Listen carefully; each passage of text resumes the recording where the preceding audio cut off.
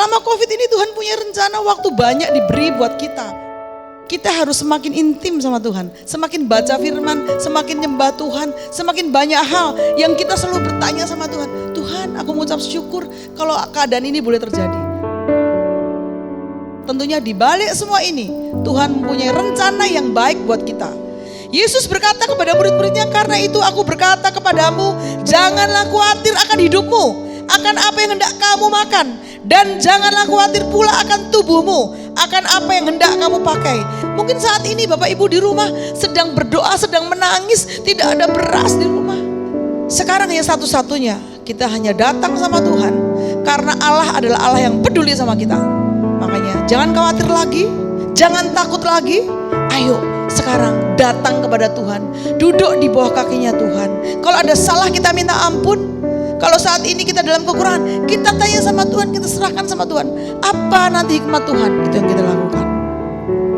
Kalau kita dalam keadaan yang susah, kita selalu mengucap syukur, kita merasa bahwa Tuhan itu peduli, tidak pernah meninggalkan kita.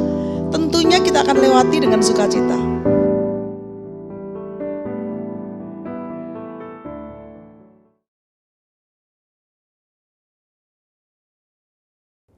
Shalom semuanya. Tema edisi Voice of Pentecost hari ini adalah berjalan di dalam roh, belajar dari Filipus. Kita akan melihat contoh dan ciri-ciri orang yang hidup di dalam roh dari kehidupan Filipus yang mengalami pertumbuhan rohani oleh karena ketaatan dan kesetiaannya dalam mengikuti firman serta tuntunan Roh Kudus. Ciri pertama orang yang hidup di dalam roh adalah mereka penuh dengan hikmat. Filipus adalah salah seorang diaken yang diangkat untuk pelayanan meja. Salah satu syarat yang dibutuhkan untuk posisi tersebut adalah kepenuhan Roh Kudus, yang artinya Filipus hidup dalam kepenuhan roh pada saat itu. Hal ini penting bagi orang percaya karena orang yang dipenuhi Roh Kudus akan menjadi orang yang efektif di dalam pelayanan sesuai dengan kebutuhan yang ada. Ketika hikmat diperlukan, maka Roh Kudus akan mengaruniakan. Ketika keberanian diperlukan, hal itu pun akan disediakan.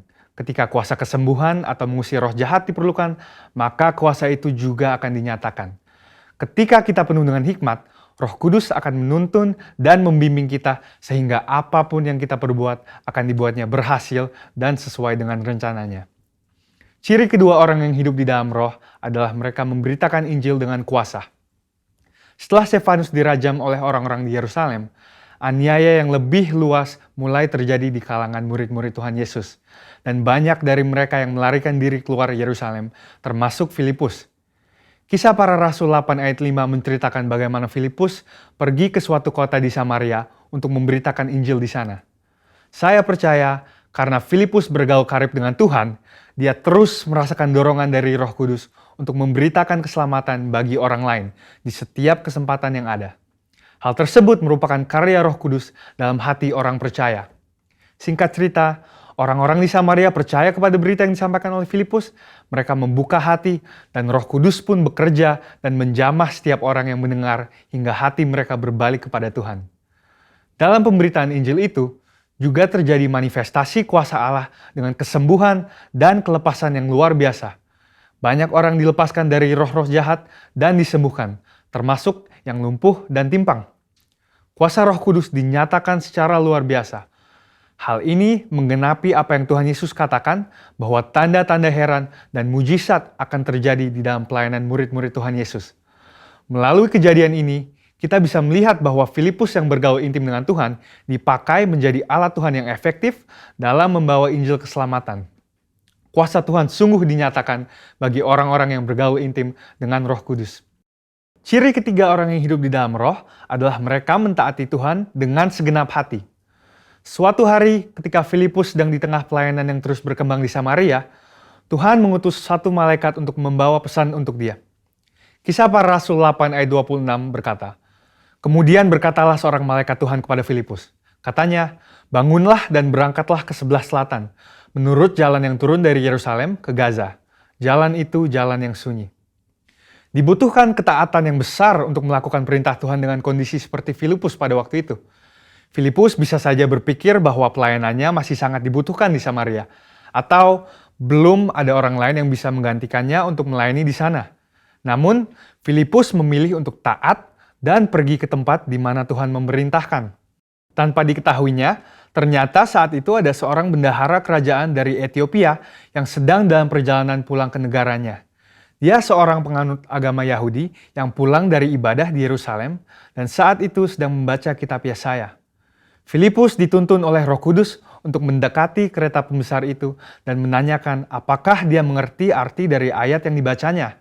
Ternyata dia tidak mengerti dan meminta Filipus untuk menerangkannya.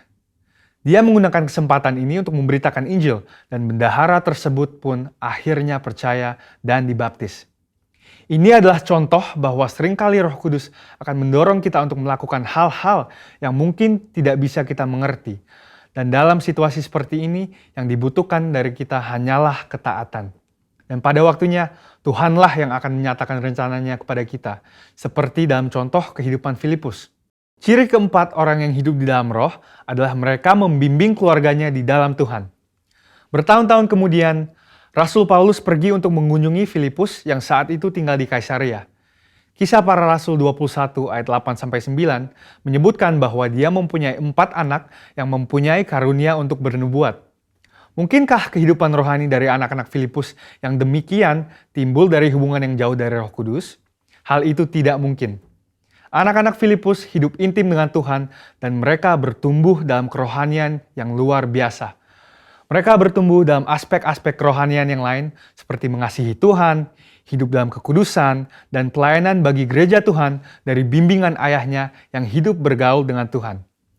Kesimpulannya adalah bahwa iman kita tidak akan berkembang dengan sehat jika kita tidak mengandalkan firman Tuhan dan Roh Kudus. Sebab kehidupan yang intim dengan Tuhan harus dibangun secara intensional dan harus disertai dengan disiplin rohani dan hati yang lembut sehingga orang lain pun bisa merasakan dampak dari kuasa Roh Kudus melalui kehidupan kita. Saudara, untuk penjelasan lebih lengkapnya dari tim teologi kami, jangan lupa buka link yang ada di atas atau scan QR Code yang tersedia. Salam integritas, Tuhan Yesus memberkati.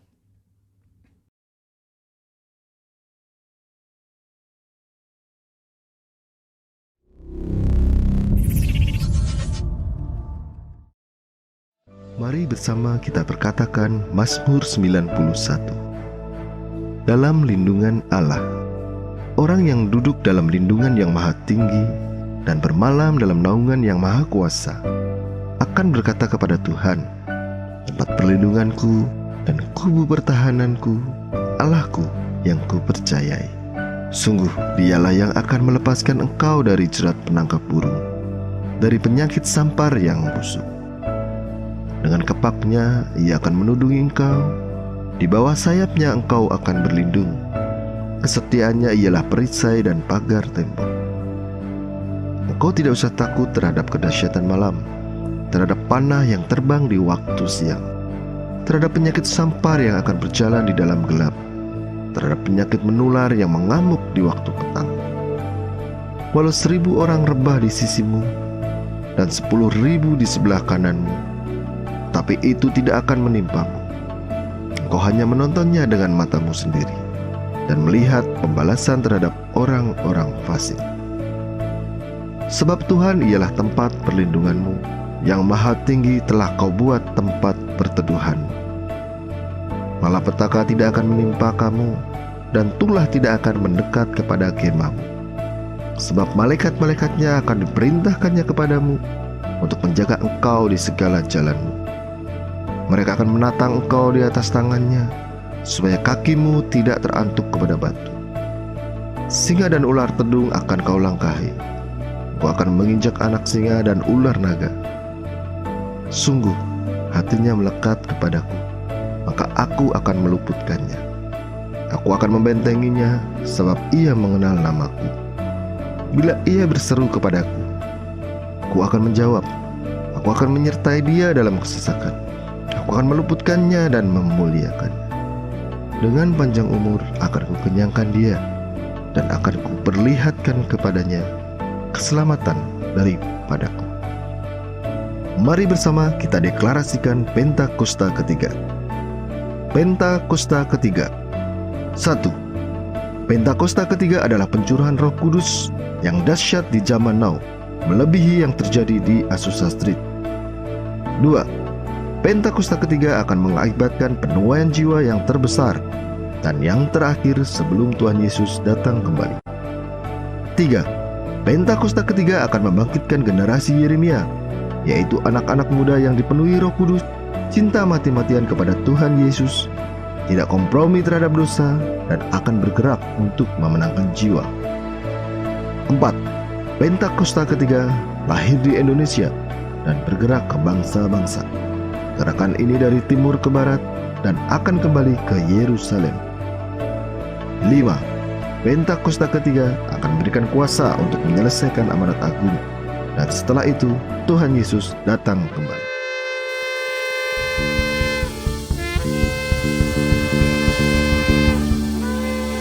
Puji nama Tuhan, boleh kita berikan tepuk tangan sorak-sorai buat Tuhan Yesus. Sorakan. Haleluya, puji nama Tuhan. Shalom Bapak Ibu Saudara. Dimanapun Bapak Ibu Saudara berada pada saat ini, kita percaya semua tetap dalam penyertaan Tuhan. Amin. Mari kita buka hati, kita datang, kita sembah, kita puji Tuhan. Terima kasih Tuhan, terima kasih. Semua karena anugerah Tuhan, semua karena kebaikan Tuhan. Oleh karena kemurahan Tuhan, ku ada sampai hari ini. Oleh karena kebaikan Tuhan, janji-Mu terjadi bagiku. Aku percaya berkat-Mu atasku melimpah, kebajikan, kemurahan selalu mengikutiku. Ku puji, ku sembah Kau Tuhan. Kita berikan sekali lagi tepuk tangan sorak-sorai buat Tuhan Yesus. Boleh sama-sama katakan. Oleh karena kemurahan Tuhan, ku ada sampai hari ini. Oleh karena kebaikan Tuhan, janji-Mu terjadi bagiku. Oleh karena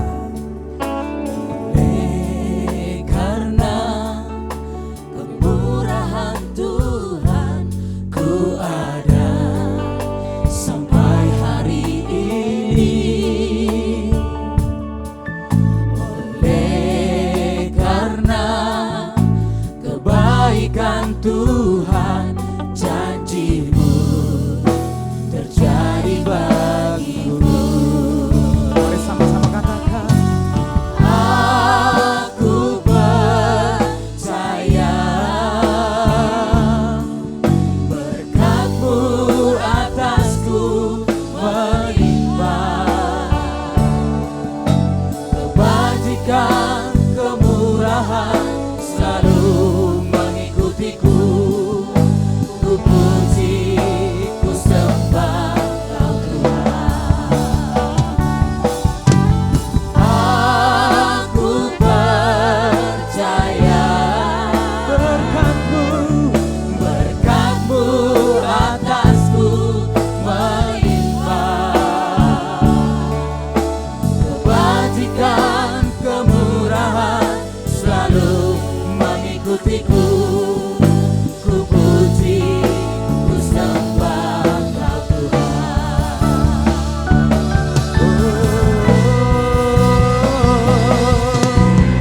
Aku percaya berkat-Mu atasku melimpah, kebajikan, kemurahan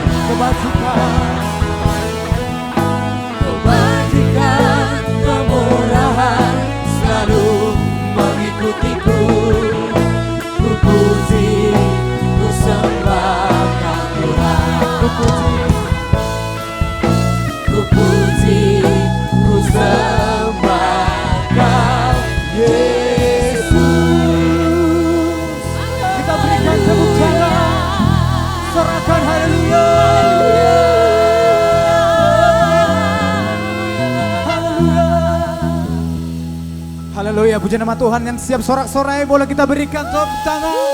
Sorakan. Haleluya. Biarlah jemaat Tuhan dimanapun berada, dari kemuliaan sampai kemuliaan hanya untuk Tuhan. Amin. Segenap manusia menyembah, Haleluya. menyembah indah kemuliaan-Mu Bapa. Kau angkat kami, Kau angkat kami dari kegelapan, amin. untuk nyatakan sungguh Kau Yesus yang berheran. Tiada satu pun, Tiada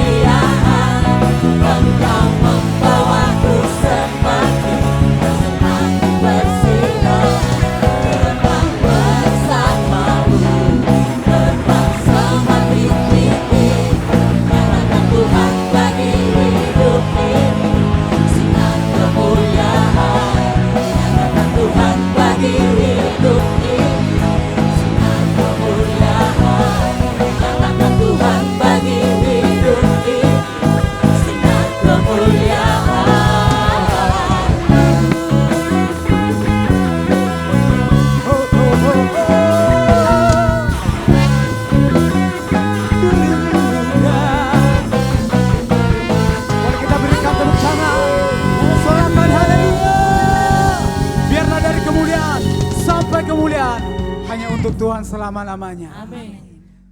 Mari kita buka hati kita, kembali kita datang untuk menaikkan pujian.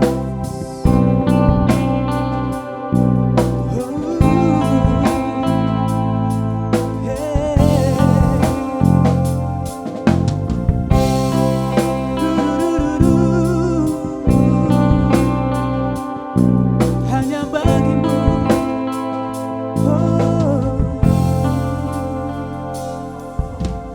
anugerahmu kepadaku tak pernah berubah.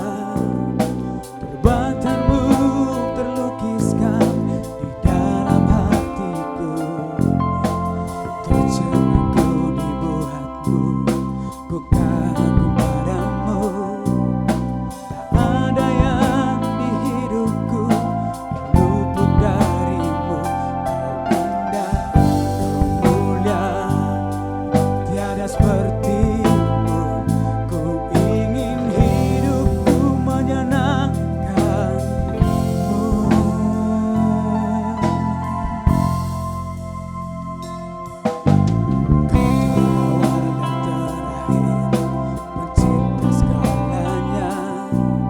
Seluruh bintang pun bersinar oleh kurapanmu. Ku kagum padamu. Henti detak napasku, menyembahmu selalu. Puji, ku sembah, tiada sepertimu. Ku ingin hidupku menyenangkanmu.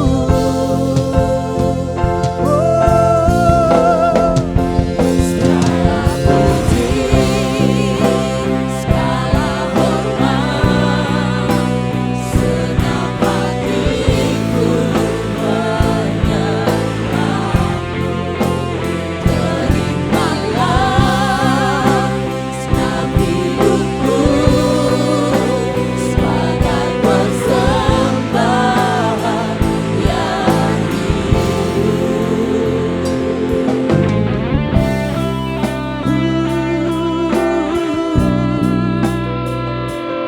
sebagai persembahan yang hidup.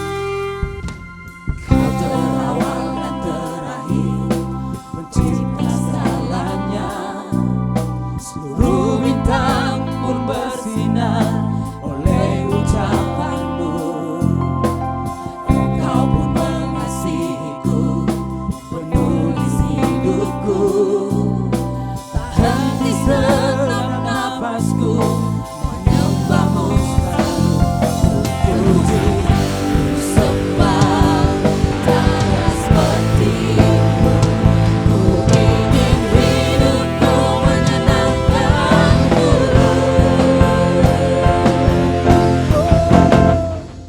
Segala puji, segala hormat, senang hatiku menyembahmu.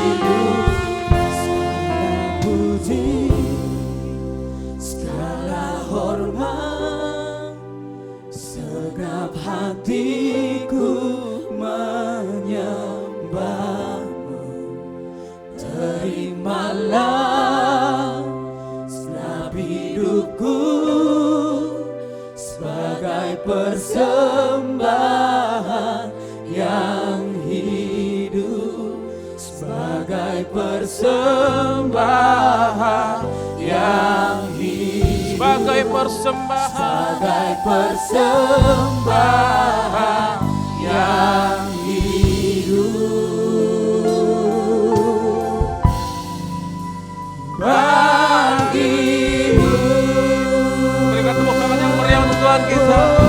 Mari sembah Dia. Segala puji dan syukur hanya bagi-Mu, Yesus Tuhan. Hanya bagi Tuhan, hanya bagi Tuhan. Kami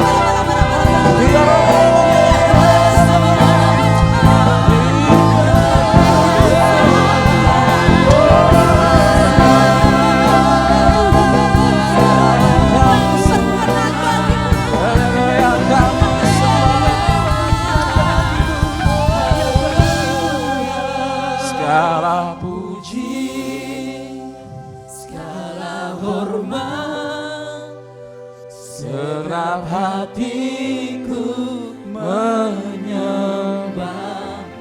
terimalah Terimalah senam hidupku sebagai persembahan yang hidup.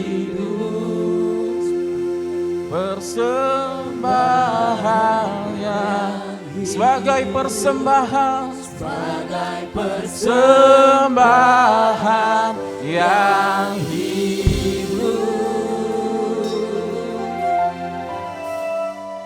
bagimu. Berikan tepuk tangan yang meriah untuk Tuhan kita. Haleluya. Haleluya. Kami bersyukur ya Tuhan, inilah persembahan kami. Bukan hanya sekedar pujian saja, bukan hanya sekedar dari mulut saja, tetapi seluruh hidup kami adalah persembahan yang hidup bagimu ya Tuhan. Untuk itu biarlah apa yang kami naikkan, segala pujian dan hormat kemuliaan ini hanya untuk Engkau saja Tuhan. Dan sebentar kami akan duduk diam di hadirat-Mu mendengarkan kebenaran firman-Mu. Biarlah di hari yang spesial ini, ulang tahun GBI Rahman yang ke-11 ini, kami boleh mendapatkan firman yang membangkitkan setiap kami ya Tuhan. Untuk itu urapi hamba-Mu yang akan menyampaikan kebenaran firman Tuhan. Suci dan kuduskan lidah bibir hamba-Mu. Biarlah apa yang keluar semuanya adalah benar-benar dari hatinya Tuhan. Dan pewahyuan yang baru boleh kami terima ya Tuhan. Terima kasih ya Tuhan, kami siapkan untuk menerima kebenaran firman-Mu hanya di dalam nama Tuhan Yesus kami. Tuhan Yesus Kristus, kami siap menjadi pelaku firman Tuhan, yang siap menjadi pelaku firman Tuhan. Sama-sama katakan amin. Berikan tepuk tangan dulu yang meriah untuk Tuhan kita. Saudara sekalian yang ada di rumah juga bisa ikut bertepuk tangan. Ya, ini adalah hari yang sangat spesial buat kita semua karena ini adalah hari jadinya ya, tahun ke-11 GBI Rahmani boleh berdiri. Semua itu karena kasih dan anugerah Tuhan, semua karena penyertaan Tuhan. Yang tanpa Tuhan kita mungkin tidak bisa ada sampai hari ini, meskipun pandemi masih dalam masa-masa pandemi ya, tapi kita masih tetap bisa berdiri tegar. Kita percaya kita melayani bukan hanya untuk sekedar manusia saja, tetapi kita melayani untuk Tuhan ya. Dan by the way, apa kabar buat seluruh jemaat GBI Rahmani dimanapun saudara berada, kiranya saudara didapati dalam keadaan baik-baik saja ya, tetap sehat, tetap menggunakan protokol kesehatan, ikuti aturan yang berlaku. Kita percaya kita akan melewati tahun ini, meskipun kita tahu kemarin juga kita bilang akan melewati tahun 2020, tetapi 2021 ternyata masih dalam keadaan seperti ini.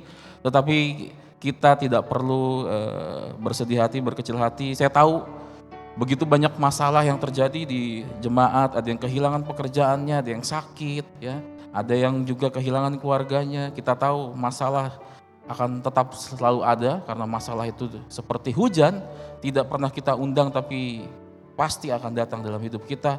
Yang terpenting adalah bagaimana kita meresponinya, ya. Hari ini kita akan mendengarkan firman Tuhan dengan judul God's Grace, ya. God's Grace yang artinya adalah anugerah Tuhan. Anugerah Tuhan.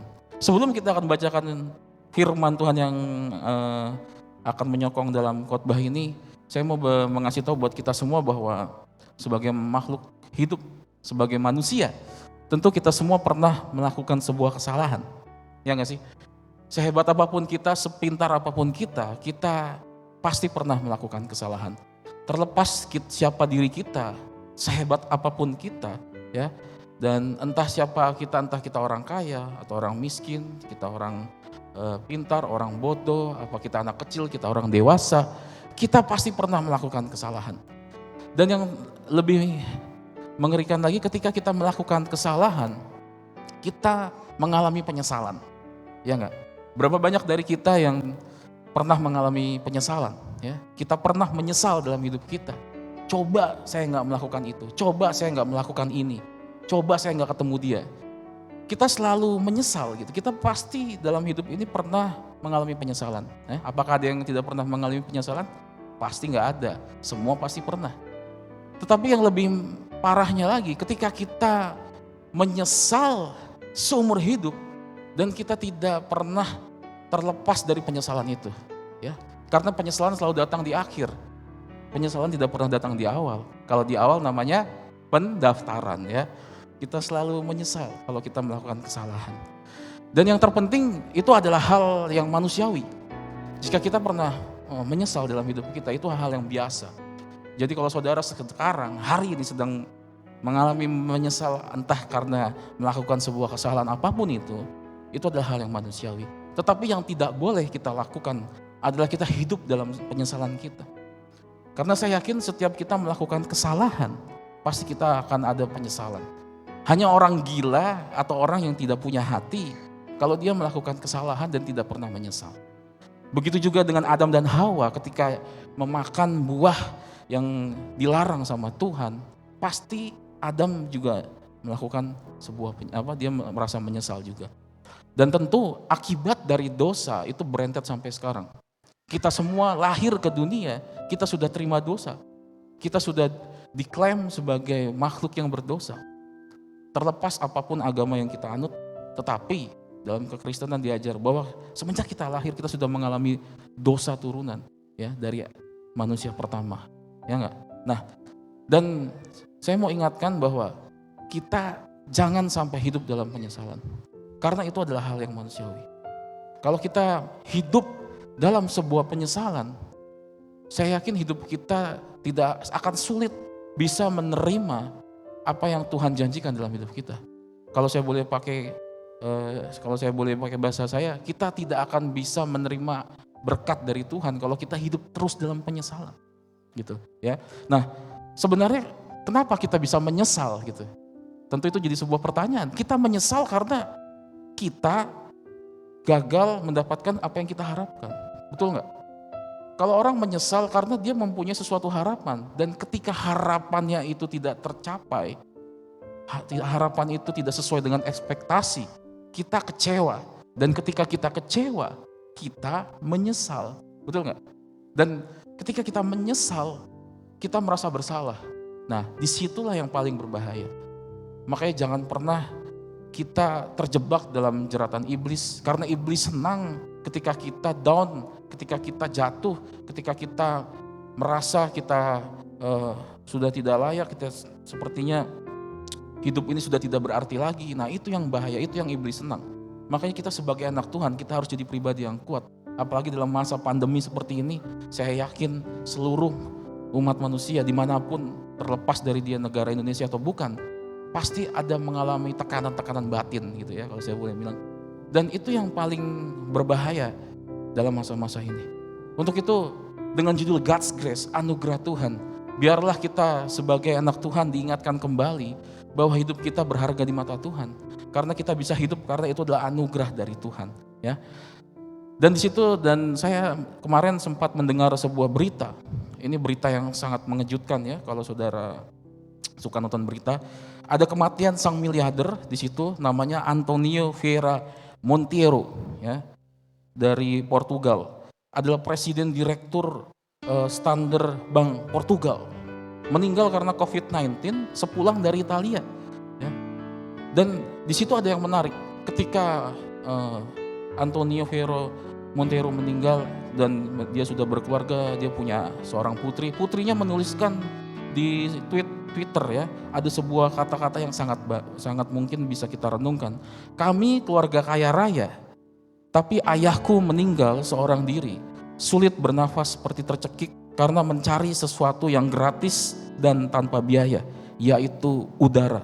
Sedangkan harta yang dikumpulkannya ternyata tidak bisa membantunya, bahkan ditinggalnya begitu saja. Ini memberikan pesan yang begitu baik buat kita semua dalam masa-masa pandemi ini.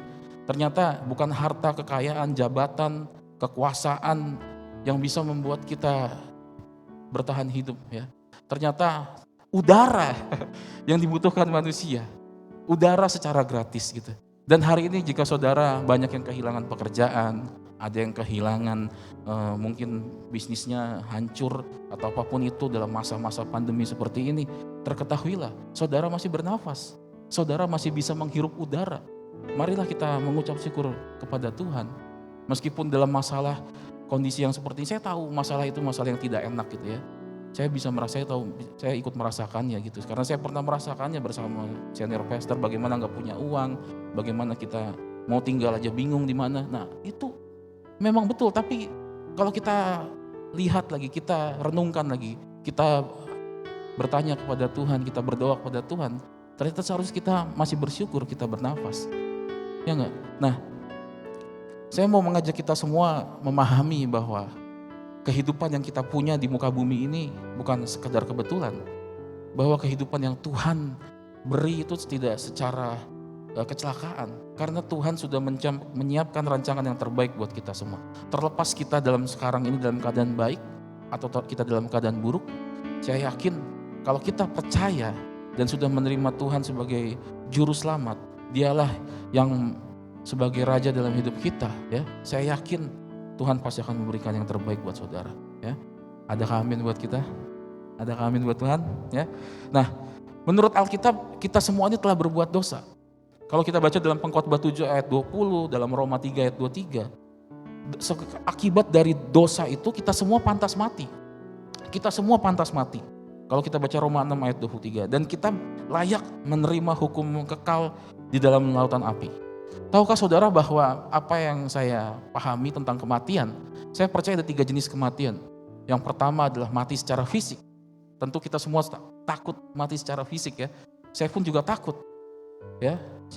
Kita nggak bohong kan, pasti takut. Ya. Kalau naik pesawatnya mau jatuh, nggak ada yang ketawa-ketawa, nggak ada yang yes akhirnya kita pulang, nggak ada. Pasti semua teriak-teriak minta tolong sama Tuhan, betul nggak? Yang kedua mati secara rohani. Ya. Ada orang yang hidup, ya mungkin dia punya badannya sehat, dia punya segalanya gitu ya. Terus dia punya uang banyak gitu, dia punya mobil banyak, tetapi didapati dalam keadaan tiba-tiba meninggal di rumahnya bunuh diri. Itu yang dinamakan mati rohani. Dia hidup tetapi rohaninya mati. Dia tidak menjadi orang yang akan menjadi orang yang tidak bersyukur. Ya. Dan yang ketiga adalah kematian kekal. Kematian kekal artinya mati untuk selama-lamanya. Dan inilah yang harus kita pahami. Kalau kita baca dalam Efesus 2 ayat yang ke-8 sampai ke-10. Sebab karena kasih karunia kamu diselamatkan oleh iman, itu bukan hasil usahamu, tetapi apa? Pemberian Allah. Itu bukan hasil pekerjaanmu. Jangan ada orang yang memegahkan diri. Karena kita ini buatan Allah, diciptakan dalam Kristus Yesus untuk apa? Melakukan pekerjaan baik yang dipersiapkan Allah sebelumnya. Ia mau supaya kita apa? Hidup di dalamnya. Hidup di dalamnya. Kalau ada kata hidup di dalamnya itu bukan hanya sekedar kita hidup hari ini, tetapi kita mau hidup untuk selama-lamanya di dalam Tuhan. Kita hidup di masa yang akan datang. Kita hidup setelah kita check out dari dunia ini, kita akan hidup bersama Tuhan untuk selama-lamanya. Itulah yang dinamai hidup kekal. Itulah anugerah yang dimaksud Tuhan, yang sebenarnya Tuhan mau dalam hidup kita. Ya, Makanya Tuhan mau kita memahami anugerah Tuhan. Anugerah Tuhan bukan hanya sekedar kita bersyukur untuk hari ini saja. Tetapi anugerah Tuhan itu ada karena Tuhan mau kita nanti fokus kepada kekekalan, yaitu hidup yang masa yang akan datang. Ya. Makanya kita harus paham bahwa anugerah Tuhan itu ada dua jenis. Banyak orang tidak mengerti tentang belas kasihan dan anugerah Tuhan. Banyak orang menyamakan belas kasihan dan anugerah Tuhan. Tetapi yang perlu kita sadari adalah bahwa anugerah itu berbeda dengan belas kasih. Kalau belas kasih itu seperti saya kasih contoh, sebenarnya kita pantas mati kekal dalam kehidupan selanjutnya. Tetapi Tuhan mengirimkan Sang Juru Selamat yang namanya Tuhan Yesus Kristus supaya kita tidak mati kekal, supaya kita memperoleh hidup yang kekal. Betul nggak? Itu yang Tuhan maksud anugerah. Dan banyak orang salah memahami arti kata anugerah gitu. Kalau kita sekarang sakit, mengalami sakit, kita sembuh. Kita mengalami kebangkrutan, terus tiba-tiba Tuhan pulihkan.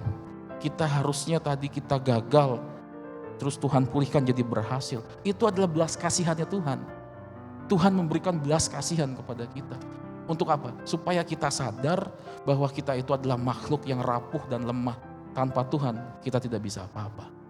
Makanya saya berdoa buat saudara sekalian, biarlah dari Efesus 2 ayat yang ke-8 sampai 10 ini menjadi perenungan buat kita semua. Jika kita berhasil dalam sesuatu, kita berhasil dalam karir, kita berhasil mungkin dalam kesehatan kita, tadi kita sakit, kita jadi sembuh seperti saya dan istri yang terkena kok, dan para Rafael juga ya, kena COVID-19 kita bisa sembuh. Itu adalah belas kasihannya Tuhan.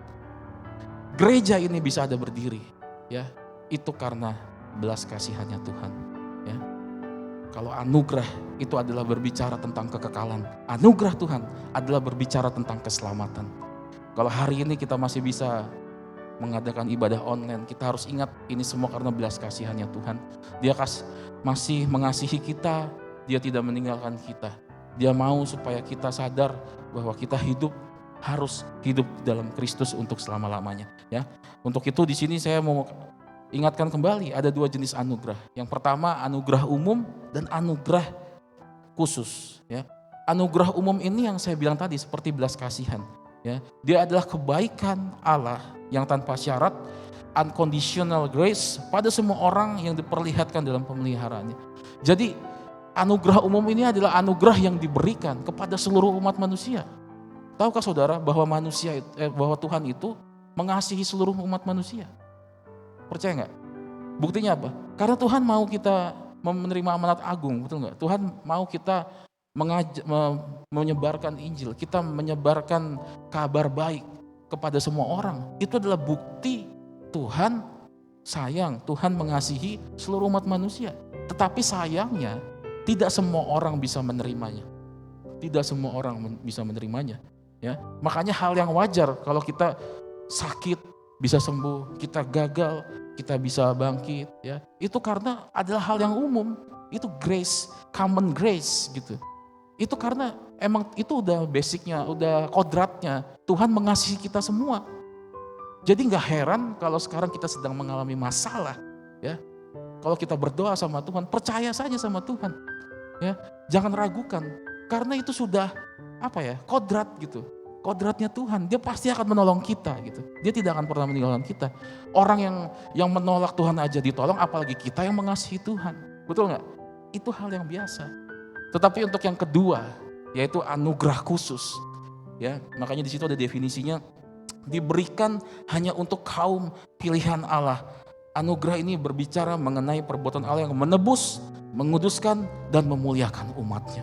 Ya, kalau kita baca dalam Mazmur 135 ayat yang ke-6 sampai ke-7, Tuhan melakukan apa yang dikehendakinya di langit dan di bumi, di laut dan di segenap samudera raya. Ia menaikkan kabut dari ujung bumi, ia membuat kilat mengikuti hujan, ia mengeluarkan angin dari dalam pembendaharaannya. Ini membuktikan bahwa Tuhan kita berkuasa di dalam seluruh semesta. Bukan hanya sekedar makhluk hidup, sekedar umat manusia, tetapi semesta. Alam juga Tuhanlah yang mengendalikannya. Alam juga Tuhanlah yang menciptakannya. Ya.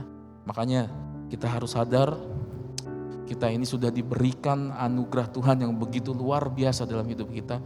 Marilah kita terus mengingat akan kebesarannya Tuhan. Kita percaya bahwa Tuhan akan selalu menolong kita. Kalau hari-hari ini saudara sekalian, teman-teman ya, anak muda, ada yang mungkin anak muda kehilangan masa depannya, dia ingin mendapatkan pekerjaan yang baik, dia ingin mendapatkan tempat kuliah yang favorit, hari ini tidak tercapai karena kondisi pandemi. Tetaplah terus berpegang teguh kepada Tuhan. Percayalah kepada Dia, gitu ya. Karena Dialah yang menciptakan seluruh alam semesta dan juga Dialah yang membuat kita bisa ada sampai hari ini, ya. Mungkin ada orang-orang yang di sana yang tidak percaya Tuhan, ya. Tapi suatu saat nanti dia akan sadar bahwa manusia itu adalah makhluk yang rapuh dan lemah. Dia tidak bisa apa-apa tanpa penyertaan dari Tuhan, ya. Dan kita bersyukur kita punya Tuhan yang begitu luar biasa. Tuhan kita Yesus Kristus pernah ada di muka bumi. Dia pernah mengajarkan begitu banyak prinsip-prinsip kerajaan Allah. Dan sampai hari ini dituangkan di Alkitab, ya. Alkitab sebagai manual buku kehidupan. Alkitab juga adalah sebuah anugerah buat kita semua. Untuk kita semua bisa belajar dalam Alkitab dan kita bisa mendapatkan hikmat dari Alkitab. Sehingga hidup kita selama dalam masa kehidupan kita di muka bumi ini, kita bisa mempunyai hikmat Tuhan dan kita bisa hati-hati dalam menjalani kehidupan ini, ya. Untuk itu anugerah khusus adalah anugerah yang spesial buat kita semua. Anugerah khusus adalah untuk orang-orang yang percaya akan keselamatan yang sudah dilakukan oleh Tuhan kita Yesus Kristus. Dia mati di atas kayu salib untuk menebus semua dosa umat manusia.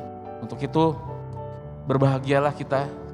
Mungkin bertanya-tanya ya, ada yang bilang kenapa kamu jadi orang Kristen? Karena saya dari lahir udah Kristen.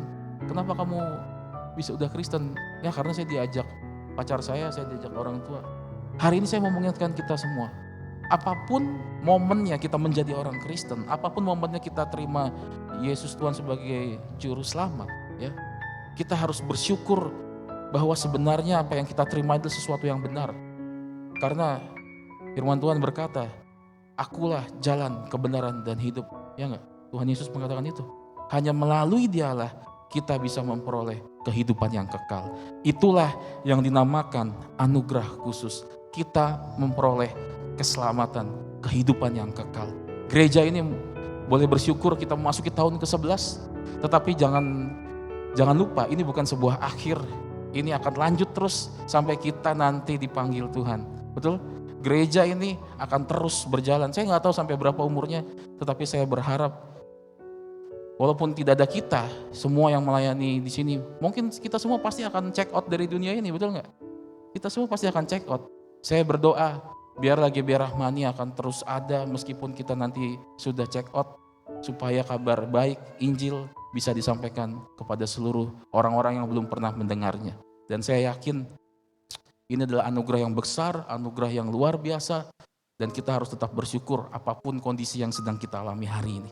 Dan jangan lupa, anugerah yang paling kita harus syukuri adalah keselamatan kekal yang Tuhan berikan dalam hidup kita.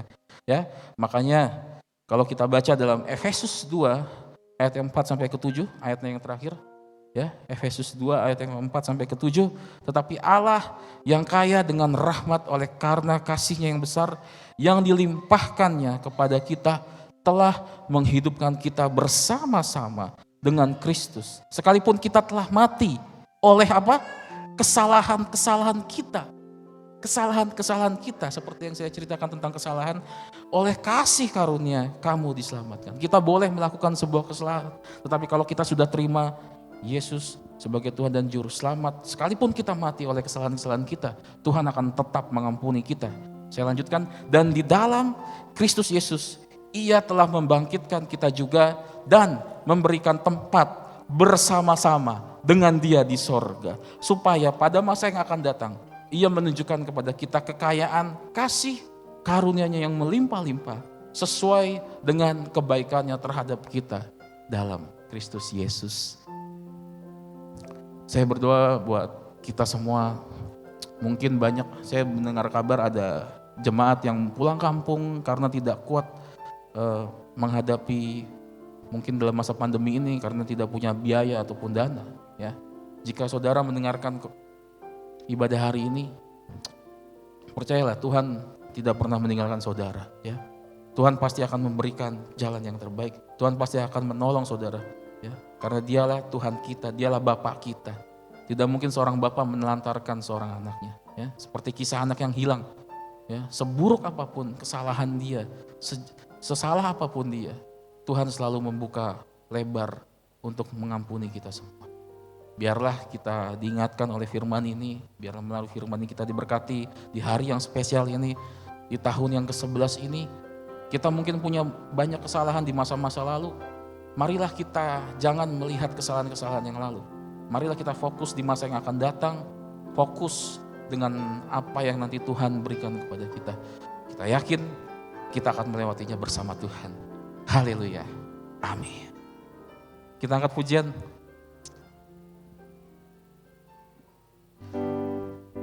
Segala puji, segala hormat. Inilah ucap syukur kami Tuhan. Segenap hatiku menyembah. Kami mau menyembah-Mu Tuhan.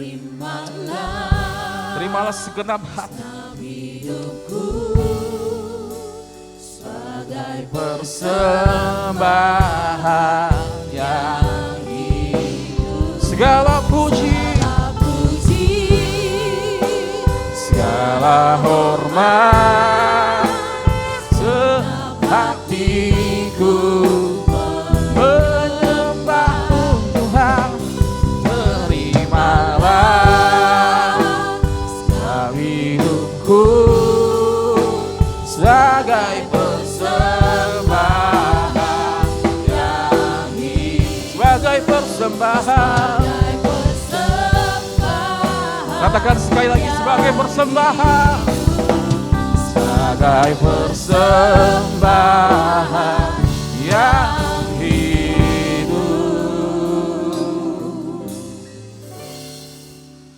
bagi. Haleluya.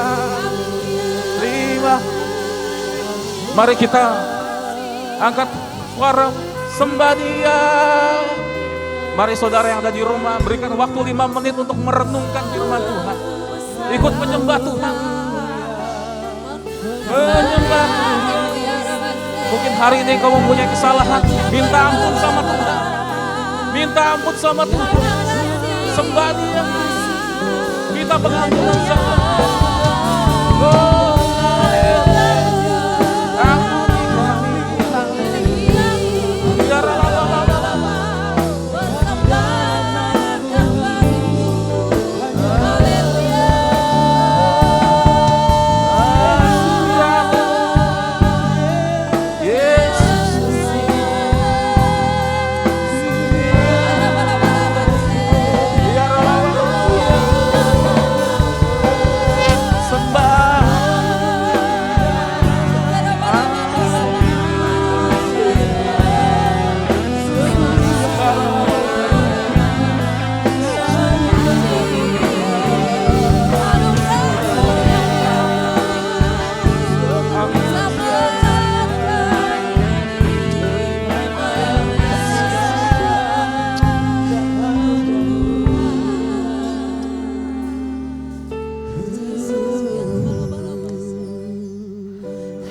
Bapak, kami tahu mungkin setiap kami memiliki kesalahan-kesalahan. Kami tahu kami adalah manusia yang rapuh dan lemah. Kami tidak akan terlepas dari kesalahan. Walaupun kami melakukan kesalahan, tetapi kami meminta supaya Roh Kudus menegur kami. Roh Kudus mengingatkan kami, ya Tuhan. Ajar kami supaya kami tetap dalam jalurnya Tuhan. Kami tahu kami manusia biasa yang tidak luput dari kesalahan. Tetapi dengan segala kerendahan hati, hamba mewakili seluruh jemaat GBR Rahmani dimanapun mereka berada. Bahkan kami semua yang ada di tempat ini, mungkin kami melakukan kesalahan, mungkin kami sulit mengampuni diri kami sendiri. Kami mau minta ampun, ya Tuhan. Ajar kami terus Tuhan, supaya kami bisa sadar bahwa anugerah Tuhan sudah diberikan bagi setiap kami.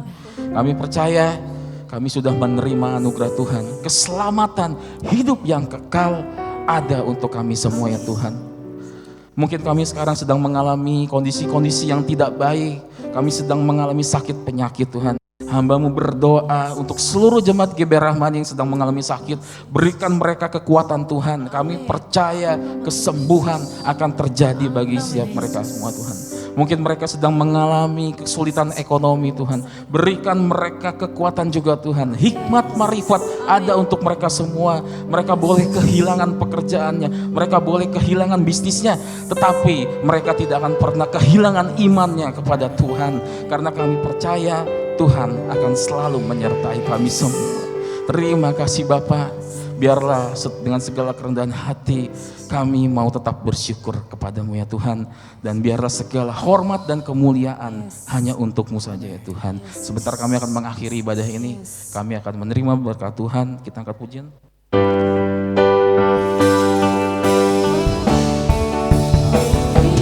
Kiranya Engkau memberkati aku berlimpah-limpah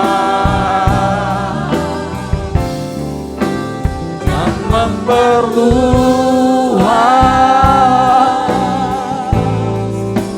daerah-Mu.